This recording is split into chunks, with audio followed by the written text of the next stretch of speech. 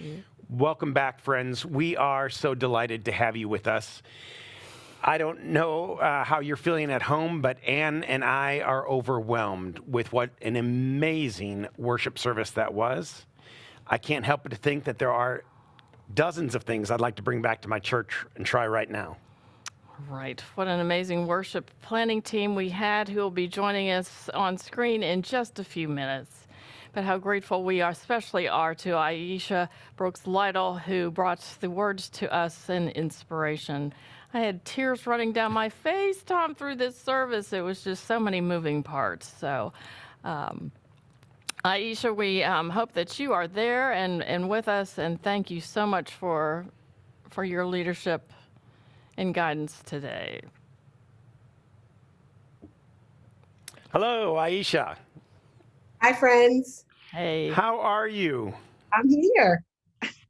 We are feeling blessed because of you. And we cannot thank you enough. We know that you have been a blessing to many people all around the world, but you are now serving in Atlanta. And we want to begin just with a moment to ask you to share a little bit about yourself. Sure. I am here in Atlanta serving as the executive presbyter for the Presbytery of Greater Atlanta. And as I said in the sermon, there are 80 plus congregations and 26 new worshiping communities and amazing staff. I am here in Atlanta. I'm originally from Philadelphia. So if I don't say that, Philadelphia Presbytery will come get me. But I love the family in Philadelphia, but came down here to start this role in 2018. My mother is here with me, Mama Debbie, and my son Ellington. And I am engaged to the Reverend Alonzo Johnson, who works for SDOP in Louisville. Awesome. Please tell me your mother's in the room with you. Mama Debbie is downstairs. She's got other things going on. Not a priority for her today. We would have loved to see the whole family. Well, it is a joy to get to chat with you a little bit. I cannot go right into everybody's questions without asking something that I personally been thinking about. Can you tell me a little bit about your jazz background? Sure. I was a jazz voice performance major in undergrad. I fell in love with jazz as a senior in high school and tried my hand at being an English major. And then some things got moved around and I found myself at Temple University's program. And it was a game changer for me to be able to do that. So it's pretty wonderful. It is an amazing blending of your ministry and your gifts, your natural gifts. Thank you. So we've had several questions come in, Aisha, that we're just gonna ask you and have you offer your responses here. So one question that came in is, how can we offer hospitality authentically, both in person and virtually? What tips would you suggest? Absolutely. I think sort of start where you are, like kind of evaluate what are the ways in which we engage. I'll just start with virtually, right? So if you have online worship, is there somebody in the chat welcoming them? Sometimes I'll chat just to see, like, is anybody gonna say hi to me? And they do, and they're like, Aisha, thank you for being here. And I receive that. I feel that. I think when we're talking, about in person, just being mindful, like one church did an evaluation of the different forms of egress and to see where were the places that people could go slip in and out and not be seen. I think we have to ask these questions in both scenarios to say if we're in person or we're virtual, how can people kind of come or pass by and we miss them? So what are the ways that we can do that? So starting where you are and just kind of asking the intentional questions for whatever your digital expression is, if that makes sense. Great. Yeah, that's wonderful. You had mentioned in your sermon that we should anticipate something new post-pandemic. And listening to what you were saying, how can we engage in holy curiosity to shape a new way of being in the world tomorrow? Don't do it in a silo or in isolation. I think part of new is collaborative, it's ecumenical, it's also probably interfaith. Like we have to learn from each other how we are going to engage this world in a post-pandemic reality. How do we deal with grief? How do we deal with resilience? How do we meet people where they are? And you can't do that stayed in your own little box the way you've always been doing it. You have to connect with other practitioners to say, we're kind of in this thing together. So how can we learn and grow collectively and collaboratively? Great. We have another question involving incarnational people. The question is, how do we live as incarnational people when the society is shifting to virtual reality? I think you can be incarnational on a screen. Like we're doing it right now. Are you kidding me? Like you give that love, you give that energy, you give that support. Like we're literally doing it. I just don't want people to miss that. Like we are in this virtual timeout, and this is like God is saying, you're actually doing it. Sometimes we're asking how instead of realizing, like, y'all, we're doing it. So there's ways to authentically connect, to ask people how they're really doing, to we're doing it. Like, just be you, be real, be honest across the screen. Great. Yeah, your sermon spoke some truth to me on a variety of levels, and I'm wondering if you can speak to this idea that right now we seem to live in a world that's very anxious. People are frightened, people are nervous, and I hear you calling us to not let that control us.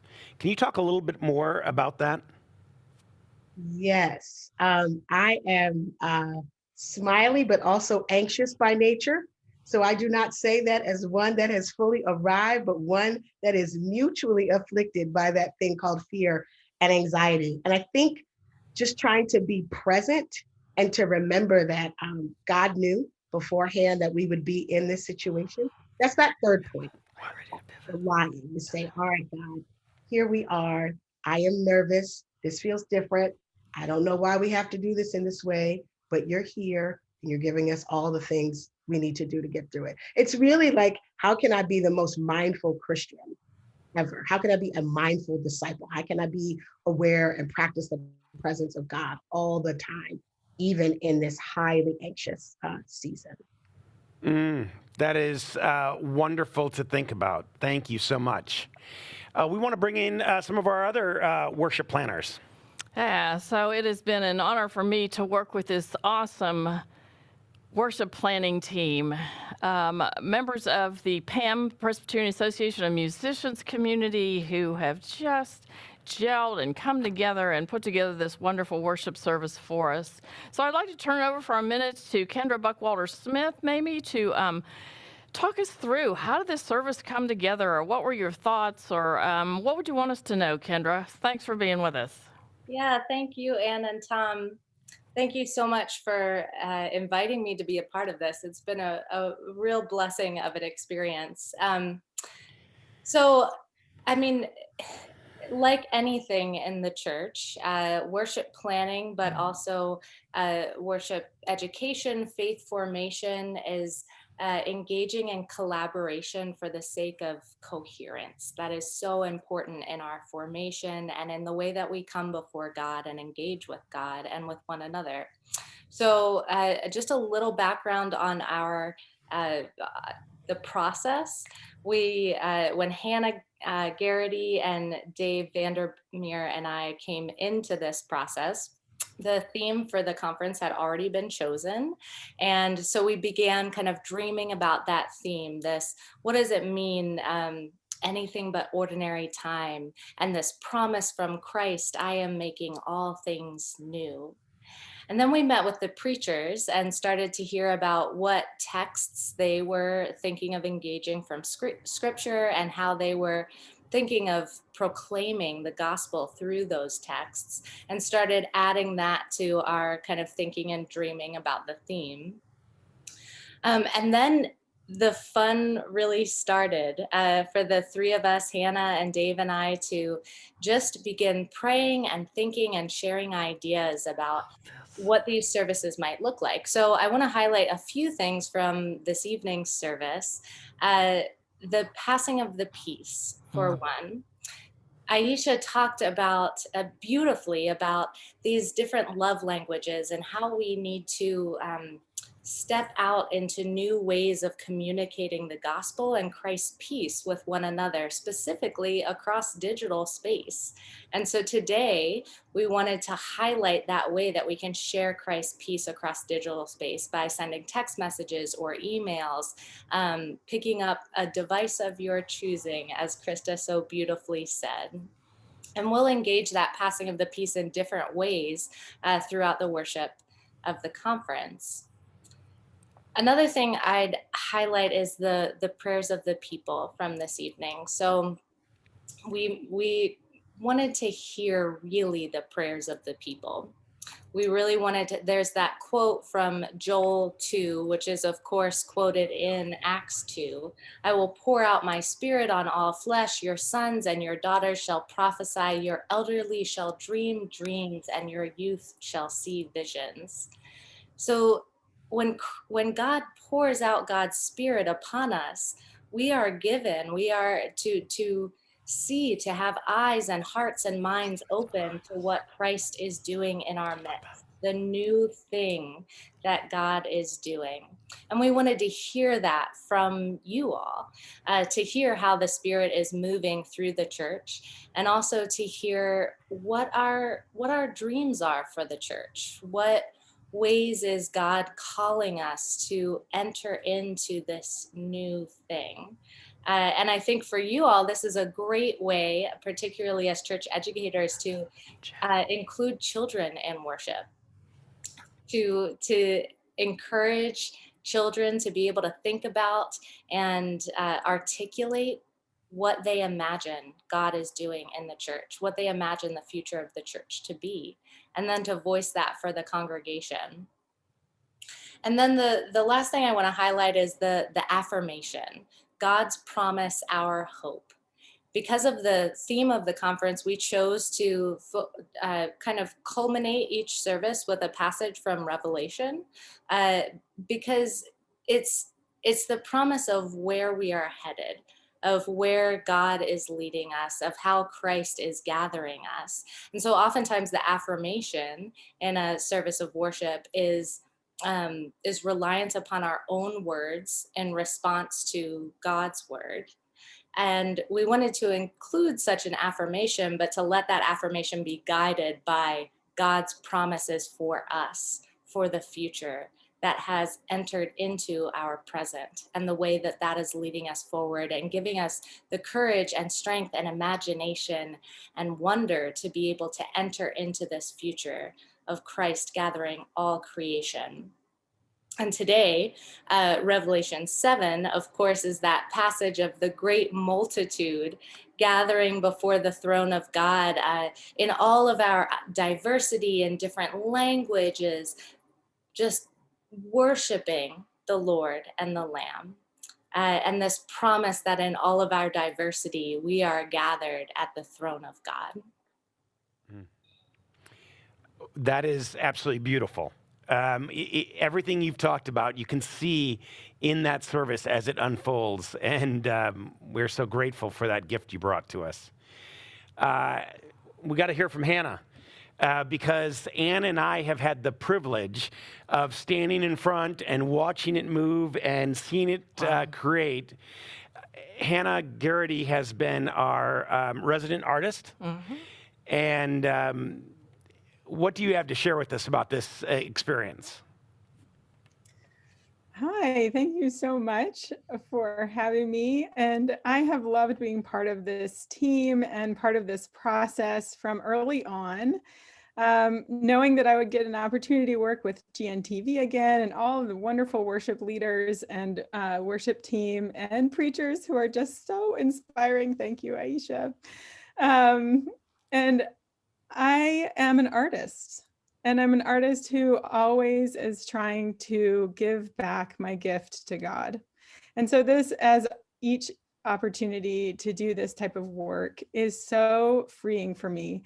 And the process of studying the text and listening to the liturgist and the preacher sort of lead me into what they're thinking about and where they might go with this text is truly inspirational in terms of my ability to then visualize what we have around it. So as Kendra said, we came into the process at a certain point. So I was a little earlier than Kendra, just after the logo. So visually, the logo was already there. And so I, as a visual person, knew that we were going to build within this color scheme and the ideas that were represented in the logo, which was created by another member of the APCE conference that Tom and Ann will be able to call her name. And I want to credit her for the logo and the efforts that she's made, because they were inspirational to the art that we ended up with. So through the process with Kendra and Aisha and Paul and Keaton and Dave, all meeting together and explaining kind of where people were and what texts they were drawn to work in with the Revelation text, I began to imagine and be able to put together the artwork that you see on the screen and in the background of all of the videos. And so that was a whole process in and of itself. That's my normal process with sketching and reading texts and talking to the worship team, building out what the visual is going to look like, then making it. And during that whole process, I tried to video it because I knew we were going to be digital. And so my goal was to have as much footage and imagery as possible. So everything's grounded in the text. And then I was trying to expand through the platform and have no way that we could say no to any ideas. So in all the worship meetings, the goal was yes. So every time Kendra came up with an idea, I said yes. Whenever Dave said, could we do this? I said, absolutely. And so those things, that constant refrain of yes, is something that really provides creativity in the digital space. GNTV also says yes all the time. And so by our powers combined, we said yes to a lot of really cool ideas that could show up on the screen and really explore the depth of the screen, the way that the different spaces behind people could work, and then a visual repetition of the meaning. So Aisha presents, with the word, she's doing one piece. Dave is presenting with the music.